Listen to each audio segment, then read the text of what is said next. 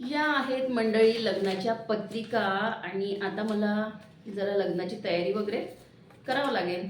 जवळचं लग्न आहे. तर माहिती आहे का, आपल्या इकडे ना दिवाळी झाली आणि उन्हाळा सुरू झाला की लग्नाचा सीझन सुरू होतो. तसा तर आता 12ही महिने लग्नाचा सीझन असतो, पण मोस्टली दिवाळी झाल्याच्या नंतर आणि उन्हाळा सुरू झाला की लग्नाचं आपल्याकडे सुरू होऊन जाते आणि अशाच पत्रिका जमा होत राहतात. तर ना आता पत्रिका आणि लग्नावरून जरा बोलावंसं वाटलं थोडंसं. आजकाल माहिती आहे का, आजकालचे लग्न, पूर्वीचे लग्न आणि आताचे लग्न खूप फरक आहे यामध्ये. म्हणजे जसा जसा काळ बदलत गेला ना, तसं तसं सगळ्या गोष्टीमध्ये जसा बदल होत गेला, तसा तसा ना लग्नाच्या प्रथा, परंपरा, रीतिरिवाज या सगळ्यामध्ये सुद्धा ना बदल होत गेला. पहिले जे होतं म्हणजे अगदी आपलं साधं सुद्धा पारंपरिक पद्धतीने लग्न वगैरे होत होते. म्हणजे त्याच्यामध्ये विधीला, या गोष्टींना वगैरे जास्त महत्त्व दिलं जात होतं. आताच्याही लग्नामध्ये विधी वगैरे आहे, केला जातो, पण ना सगळ्या गोष्टीमध्ये ना असं म्हणजे खूप मोठ्या प्रमाणात काय म्हणतात त्याला, अवडंबर असं झालेलं आहे. म्हणजे सगळ्या गोष्टी ना खूप मोठ्या प्रमाणात आणि त्यामध्ये खूप सारं म्हणजे पैशाची गुंतवणूक आणि एन्जॉयमेंट, ह्या सगळ्या गोष्टी त्यामध्ये आता जास्त म्हणजे या गोष्टींना जास्त महत्त्व दिलं जातं. आणि मुहूर्त वगैरे तर लग्नात काढला जातो, पण मुहूर्तावर आजकाल काही लग्न लागत नाही. फार क्वचितच लग्न असे असतात की जे मुहूर्तावर लागतात. नाही तर मुहूर्त हा फक्त पत्रिकेत छापण्यासाठी मुहूर्त झालेला आहे. मुहूर्तावर लग्न वगैरे काही लागत नाही. तर ना असाच म्हणजे आत्ता काही वर्षापासनं एक विधीच म्हणू शकतो आता आपण त्याला. म्हणजे मी तरी विधीच म्हणेन की आता pre wedding pre wedding shoot हे ना खूपच आता लग्नामध्ये आपल्याला पाहायला मिळत आहे. आता मी विधी याच्यासाठी म्हणते की तो एक विधीच असल्यासारखे लोक बिलकुल, लग्न जुळलं का आता की लग्नाच्या आधी प्री वेडिंग शूट करायचं आहे, हे म्हणजे ठरलेलं आहे. आता ग्रामीण भागात तरी कमी प्रमाणात आहे, पण शहरी भागात जे आहे ना खूप मोठ्या प्रमाणात हे पाहायला मिळते. गरमी खूप होत आहे, कारण ऊन खूप वाढली आहे ना, म्हणून गरमी खूप होत आहे. तर ना शहरी भागात हा प्रकार खूप जास्त वाढलेला आहे. बरं, आता हे प्री वेडिंग शूट जे आहे, मला तर कळत नाही कशासाठी करतात प्री वेडिंग. आणि आता प्रत्येकाची आपापली आवड आहे, आपापली चॉईस आहे. आताच्या मुलींना त्याच्यामध्ये इंटरेस्ट आहे, तर ते करतात. तसेही आता लग्नामध्ये फोटोग्राफी वगैरे याला म्हणजे जास्त महत्त्व आलेलं आहे. तर असं हे प्री वेडिंग मला या विषयावर बोलावंसं वाटलं, कारण आता बऱ्याच लग्नामध्ये म्हणजे हे पाहण्यात आलेलं आहे की जेव्हा आपण लग्नात जातो तेव्हा तिथे मोठी स्क्रीन वगैरे लावून ना ते जे प्री वेडिंगचं शूट झालेलं असते ते म्हणजे जी मंडळी लग्नाला आलेली असते त्या मंडळींना ते स्क्रीनवर तिथे दाखवल्या जाते. म्हणजे कशासाठी कशासाठी करतो आपण प्री वेडिंग, आणि मग करतो तर करतो ते तिथे लग्नाच्या मंडपात ते आपण स्क्रीनवर कशाला दाखवतो. म्हणजे हे मला पडलेले प्रश्न आहे, बरं, मला आलेले प्रश्न आहे, माझ्या मनात निर्माण झालेले प्रश्न आहे. पण मी तरी सांगते, ही प्रत्येकाची चॉईस आहे. ज्याला जसं पटेल तो तसं वागतो, त्याप्रमाणे करतो.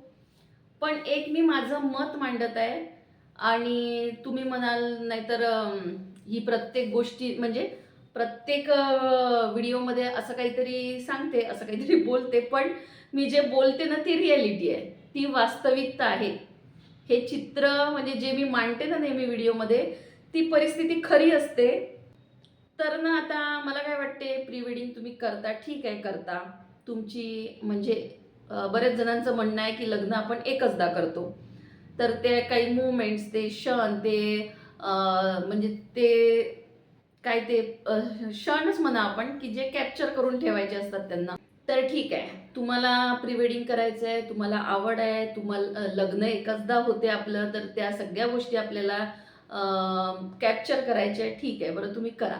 मग त्या प्री वेडिंगमध्ये आपण काय दाखवतो किंवा काय शूट करतो, काहीतरी जर तुम्ही त्याच्यातनं बोध घेण्यासारखं करत असाल तर नक्कीच ते स्क्रीनवर दाखवायला हरकत नाही, काहीच हरकत नाही.